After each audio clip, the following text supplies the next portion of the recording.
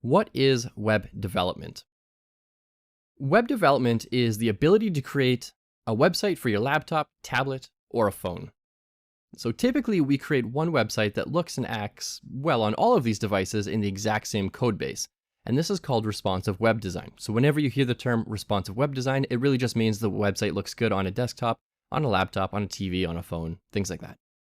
Now we write code, typically in English, but not always, that tells programs what to do. And there's a certain way to write code, and it's a little bit different for each programming language. And those differences, those little style tweaks, like if we use curly braces or semicolons, things like that, that's called programming syntax. And so it's really just the how do we write it. It's like writing apostrophes in English, apostrophes, periods, question marks, things like that. That's sort of English syntax. And in programming, we have sort of the same thing, but it's not quite the same as like writing a paragraph.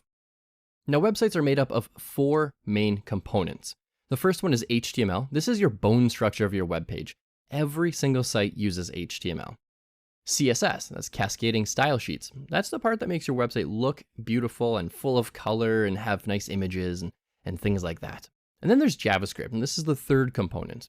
And JavaScript is the interactivity that happens when you click a button or you type in a box and something else happens. Some sort of event happens. So whenever you click on something or you type somewhere and you can see things moving around, that's JavaScript.